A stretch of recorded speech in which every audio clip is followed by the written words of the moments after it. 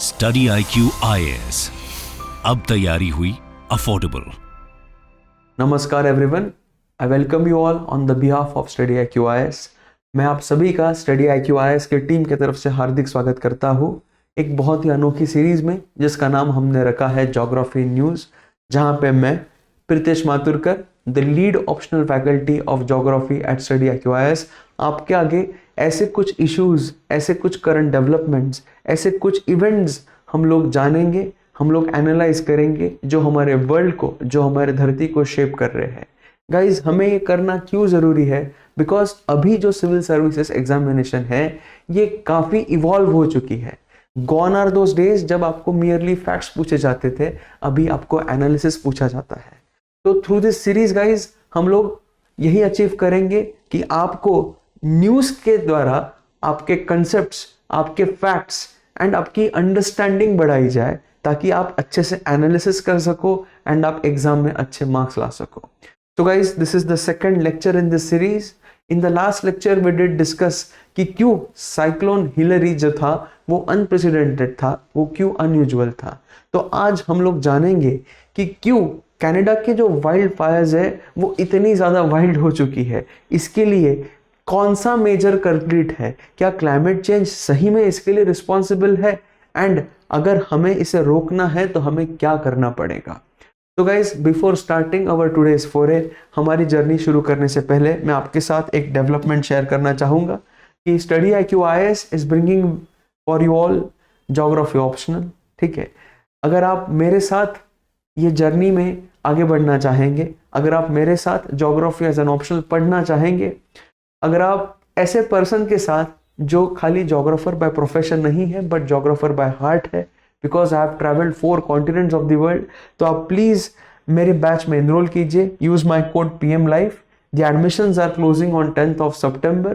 Okay, so this batch has been started on 21st of August। अभी इसके orientation sessions ही चल रहे हैं, तो आपके पास एक बहुत गोल्डन अपॉर्चुनिटी है। अगर आप मेरा कोड यूज करेंगे PM Life, so you can begin this journey at a very special price and you can be my partner in our world tour। Okay, तो चलिए आज के लेक्चर की शुरुआत करते हैं।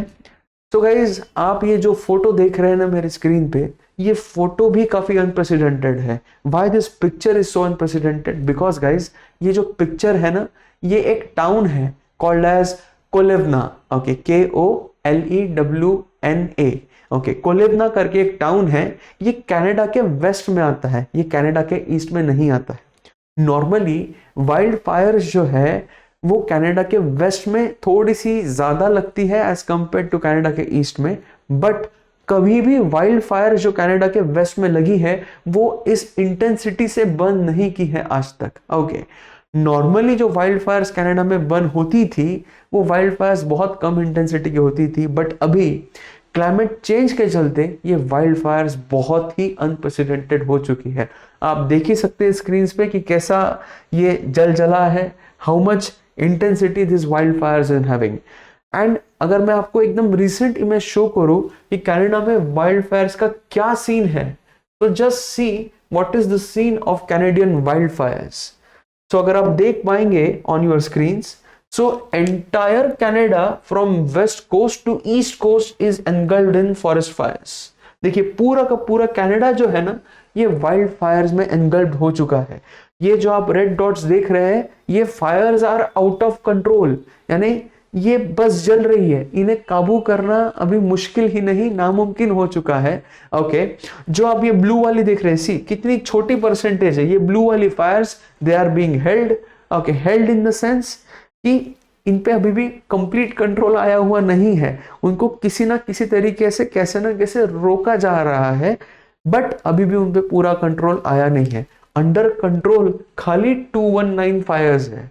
ओके, आउट ऑफ कंट्रोल कितनी है? 671। तो see guys, entire Canada from east to west is under fires. So क्या ये नेचुरल है? क्या इसके पीछे कोई रीजन है? एंड ये वाइल्ड फायर्स कितनी बड़ी है? तो गाइस, अगर मैं आपको बताऊं कि स्टार्टिंग से, like from the beginning of the fire season in Canada this year, तो कनाडा में जो फायर सीजन दिस साल शुरू हुआ, like if I am talking about 2023, सो आपको शॉक लगेगा ये जान के कि कनाडा में वाइल्ड फायर सीजन जो शुरू हुआ इस बार, वो शुरू हुआ इन मई। ओके, मई से ही आपको वाइल्ड फायर्स मिलने लग गए। एंड मई में वाइल्ड फायर पता है आप लोगों को कहाँ लगी? मई में वाइल्ड फायर लगी यहाँ पे ईस्ट में। यहाँ पे वाइल्ड फायर्स मिलना बहुत ही अनप्रेसिडेंटेड है, they are very very unprecedented. But ये क्यों हुआ? बिकॉज जो कनाडा का ईस्ट पार्ट है इसे हम लोग कहते हैं Quebec, we call this as Quebec. Okay, इसे हम लोग क्यूबेक प्रोविंस कहते हैं। ओके, यहाँ पे क्यूबेक सिटी है, यहाँ पे सेंट लॉरेंस सिटी है, यहाँ पे टोरंटो है, ओटावा है, मॉन्ट्रियल है, कनाडा की कैपिटल सिटी है यहाँ पे। ओके, तो क्यूबेक में मई में जो टेम्परेचर था उसने लगभग, मई का जो टेम्परेचर था क्यूबेक का, उसने लगभग 40 साल का रिकॉर्ड तोड़ दिया। It broke the record of 40 years। सो क्या हुआ कि जैसे टेम्परेचर बढ़े, एज टेम्परेचर्स इंक्रीज, सो आपकी जो ह्यूमिडिटी होती है ना एटमॉस्फेयर में, ह्यूमिडिटी कम होने लगती है, वाटर वेपर कंटेंट कम होने लगता है, बिकॉज हवा गर्म होती है, हवा ऊपर उठने लगती है। सो टेम्परेचर के वजह से आपकी रिलेटिव ह्यूमिडिटी घटने लगी। ओके, एंड इसी वजह से क्या हुआ, यहाँ पे एरिडिटी बढ़ने लगी। What started increasing? Here aridity started to increase. Aridity means dryness बढ़ने लगा। तो aridity के साथ साथ आपका dryness बढ़ने लगा। And because of this, from early May itself, you were having forest fires in the east of Canada. And अगर मैं आपको फोटो दिखाऊं, so see this pic. Okay, see this pic. Okay, ये पिक है basically एक harbour की on the east coast of Canada. Okay, which is bordering USA. Okay, तो आप देखिए मई की ये हालत थी कि इतना धुआं आ गया था कि बेसिकली आपको कुछ दिख भी नहीं रहा था। ओके, सो ये क्यों हुआ? Why this happened? Basically because of unprecedented summers. 40 साल का रिकॉर्ड टूट गया, एंड इस 40 साल के रिकॉर्ड के वजह से आपके टेम्परेचर्स बढ़ने लगे, आपकी ह्यूमिडिटी कम होने लगी, एंड इस वजह से आपकी फायर्स होने लगी। तो सर ये फायर्स बेसिकली वेस्ट की तरफ क्यों गई? Why are we calling this as unprecedented? तो आपको ये जान के हैरानी होगी कि जो हमारे वाइल्ड फायर्स होती है ना, जब जंगल में आग लगती है, वो 3-4 चीजों पे डिपेंडेंट रहती है। तो एक इंडेक्स होता है, उसे हम लोग कहते हैं forest wildfire index. There is an index called as forest wildfire index. Okay, what is this forest wildfire index? तो इस forest wildfire index में 4 पैरामीटर्स गिने जाते हैं। The first parameter which is measured is how much is the rainfall और how much is the snowfall। तो आपके पास rainfall and snowfall कितना है ये गिना जाता है। Then आपकी एटमॉस्फेयर की रिलेटिव ह्यूमिडिटी गिनी जाती है कि कितनी आपके एटमॉस्फेयर की रिलेटिव ह्यूमिडिटी है। बिकॉज अगर मॉइस्चर कंटेंट ज्यादा है आपके एयर में तो फॉरेस्ट फायर्स लगना मुश्किल होता है। ओके, इसके साथ साथ और 2 पैरामीटर्स गिने जाते हैं। So the 2 parameters which are basically seen in this are, number 3 you have wind speed. तो आपकी हवा का रुख देखा जाता है। अगर हवा बहुत स्पीड से बह रही है तो आपकी वाइल्ड फायर आसानी से स्प्रेड हो सकती है। And last but not the least, the 4th parameter which is seen over here is basically temperature. तो you have seen is temperature. Okay, temperature देखा जाता है आप लोगों का। तो जो फॉरेस्ट वाइल्ड फायर इंडेक्स होता है, जिसे हम लोग कहते हैं FWI, उसमें ये 4 पैरामीटर्स देखे जाते हैं, जिसमें आपका रेनफॉल एंड स्नोफॉल देखा जाता है। इसके साथ साथ आपकी रिलेटिव ह्यूमिडिटी देखी जाती है कि हवा कितनी सैचुरेटेड है। इसके साथ साथ आपकी विंड स्पीड देखी जाती है, बिकॉज अगर हवा का बहाव बहुत ज्यादा है तो वाइल्ड फायर आसानी से स्प्रेड हो जाएगी। एंड टेम्परेचर भी देखा जाता है। अभी आप सभी को जान के हैरानी होगी, अभी आप सबको जान के हैरानी होगी कि इस पूरे रीजन का फॉरेस्ट वाइल्ड फायर इंडेक्स जो था, the forest wild fire index of this region, okay, this was higher in 2023। Okay, 2023 का जो फॉरेस्ट वाइल्ड फायर इंडेक्स था, ये पिछले 80 साल का सबसे हाईएस्ट था। Okay, it was the highest of the past 80 years। Okay, 80 years का ये सबसे हाईएस्ट वाइल्ड फायर इंडेक्स निकला, जस्ट इमेजिन दिस, 2023 का जो फॉरेस्ट वाइल्ड फायर इंडेक्स निकला, it was the highest of the past 80 years.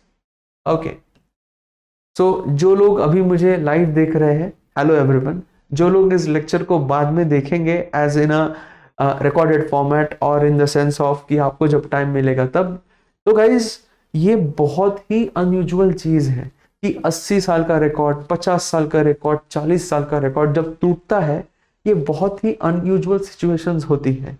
And आप सबको जान के हैरानी होगी कि ये रिकॉर्ड टूटा किस वजह से है।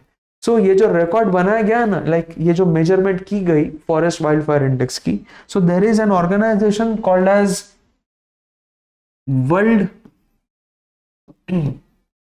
World weather attribution. ओके, एक ऑर्गेनाइजेशन है, ये काफी बड़ी ऑर्गेनाइजेशन है, वर्ल्ड वेदर एट्रीब्यूशन। तो उन्होंने अभी रिसेंटली एक स्टडी पब्लिश की है। Okay, so world weather attribution, this is called as WWA। सो WWA ने ये FPI की मेजरमेंट की एंड उन्होंने अभी रिसेंटली एक स्टडी पब्लिश की कि हम जो ये फॉसिल फ्यूल्स बर्न कर रहे हैं ना, हमारे गाड़ी में से जो भी धुआं निकल रहा है, हमारे थर्मल पावर प्लांट्स में से जो भी धुआं निकल रहा है, ये हमारे फॉरेस्ट को क्या कर रहा है, what is making this forest? So the forest are being made more fire prone, the forest are being made more fire prone. Okay, this is a very very important term.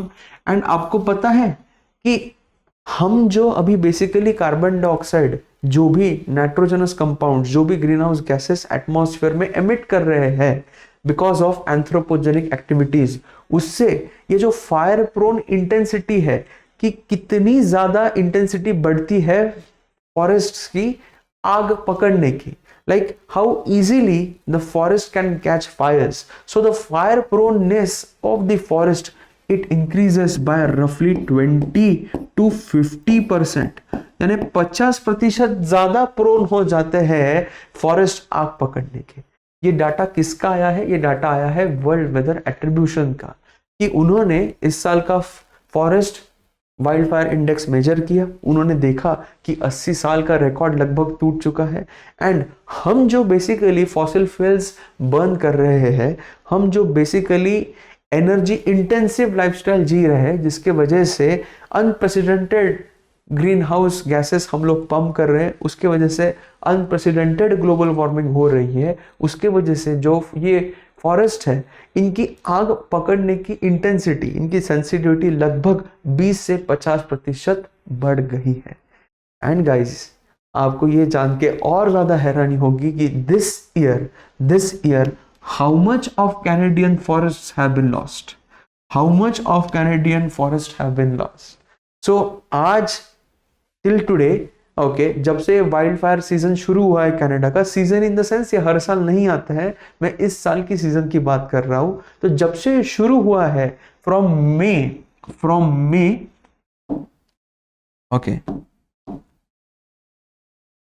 May till August of 2023। Okay, from May till August of 2023। Okay, अभी हमारा अगस्त चल रहा है। सो लगभग इस area का 14 million hectares, कितना? 14 million hectares burn हो चुका है। 14 मिलियन हेक्टर्स एरिया इस साल बर्न हो चुका है कंप्लीटली। एंड आप जानते हैं ये एरिया कितने के इक्विवेलेंट है?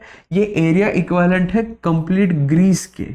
ओके, सो अगर मैं आपको ग्रीस दिखाऊं कि ग्रीस कितना बड़ा है, let me just turn the globe and show you कि ग्रीस कितना बड़ा है। उतना एरिया अभी तक जल चुका है कनाडा में। See, this is our Greece. Okay, ये है हमारा Greece. Okay, this is our Greece like this. Okay, ये हमारा ग्रीस है पूरा। ओके, सो इतना एरिया, ग्रीस जितना एरिया कनाडा में इस बार बर्न हो चुका है। Almost 14 million hectares it has been burned. Okay, so this is highly unprecedented. This is very very unnatural. And ये हुआ क्यों है? इसकी एक ही वजह है guys, that is climate change. So only one culprit for everything, that is climate change. हम जो बेसिकली फॉसिल फ्यूल्स बर्न कर रहे हैं, इसके वजह से ये सारी चीजें हो रही है। तो अभी हम लोग इसे मिटिगेट कैसे करें, how can we do this? Okay, इसके लिए हमारे पास एक ही ऑप्शन है कि हम लोग जल्दी से जल्दी जो हमने पेरिस एग्रीमेंट ट्रीटी साइन की है इन द ईयर 2015, कि हम लोग धरती का जो ग्लोबल एवरेज टेम्परेचर है ये 2 डिग्री से पहले रोक ले। हम लोग 1.5 डिग्री से ही कम अगर हम लोग कर पाते हैं कंट्रोल तो कुछ हो सकता है, otherwise it is very difficult, because right now as of today we have already warmed up our planet by around 1.2 degree Celsius. हमने ऑलरेडी 1.2 डिग्री सेल्सियस प्लैनेट को जला इन द सेंस टेम्परेचर्स बढ़ा दी है from the pre industrial revolution era. जब से हमारी industrial revolution हुई है फ्रॉम 1750s, तब से लेके अभी तक हमने ऑलरेडी धरती को 1.2 डिग्री सेल्सियस वार्म कर दिया है। एंड धरती का जो टिपिंग पॉइंट है वो लगभग 1.5 डिग्री सेल्सियस है, यानी हमारे पास अभी मार्जिन कितनी है, 0.3 डिग्री सेल्सियस की हमारी मार्जिन, अभी भी इतनी कम मार्जिन बाकी है। बिकॉज इसके बाद जो भी होगा वो अनप्रेसिडेंटेड रहेगा, जो भी होगा वो इररिवर्सिबल रहेगा। So we need to act very swiftly. तो जैसे हमारी गवर्नमेंट फिलहाल लाइफ अप्रोच बेसिकली प्रोपोगेट कर रही है, लाइफस्टाइल फॉर एनवायरनमेंट, वैसे ही हमें हर जगह करने की जरूरत है। एंड खास तौर से इन एरियाज में, क्यों ऐसे एरियाज में, क्यों?